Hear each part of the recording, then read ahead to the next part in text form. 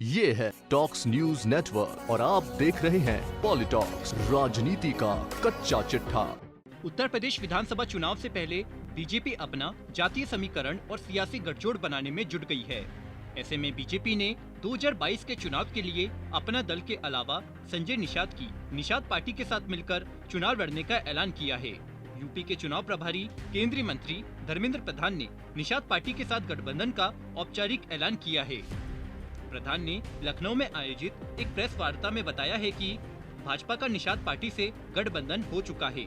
UP चुनाव में भाजपा और निषाद पार्टी मिलकर लड़ेगी।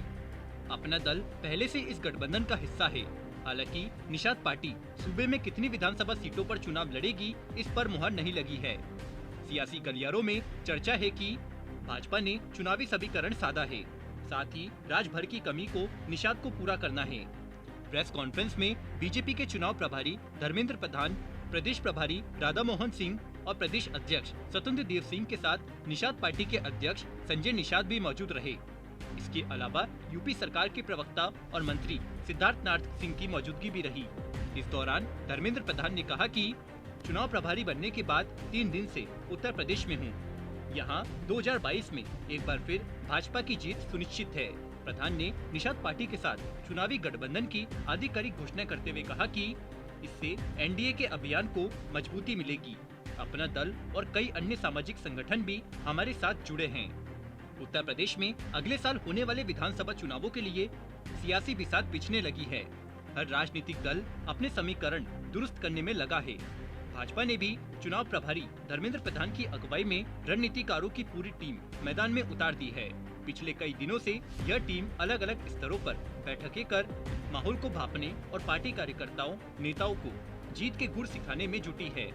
इसी क्रम में शुक्रवार को बीजेपी के चुनावी गठबंधन का ऐलान करते हुए प्रधान ने कहा है कि सबका साथ और सबका विश्वास जरूरी है।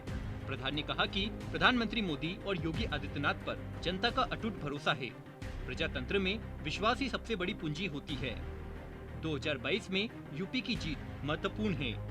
सरकार व संगठन के काम व समन्वय के कारण हम जीतेंगे। प्रधानमंत्री मोदी और योगी आदित्यनाथ के नेतृत्व में चुनाव होगा। हम सभी समाज और समुदाय को साथ लेकर चुनाव लड़ेंगे। निषाद पार्टी के साथ सीटों के बंटवारे पर सही समय पर निर्णय होगा। अन्य कई दलों से बात चल रही है। प्रेस कॉन्फ्रेंस में बीजेपी के प्रदेश अध्यक्ष स्वतंत्र देव सिंह ने कहा कि यूपी चुनाव को लेकर पिछले 3 दिनों से बैठकें चल रही है। निषाद पार्टी के अध्यक्ष संजय निषाद भी हमारे साथ है। 2022 के लिए दोनों दल मिलकर ताकत से लड़ेंगे। देव ने कहा कि सीएम योगी और पीएम मोदी के नेतृत्व में हम आगे बढ़ेंगे। दोनों मिलकर राज्य में कमल खिलाएंगे।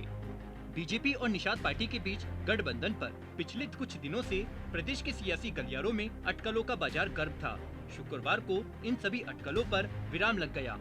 निषाद पार्टी का पिछले लोकसभा चुनाव में बीजेपी के साथ गठबंधन हुआ था।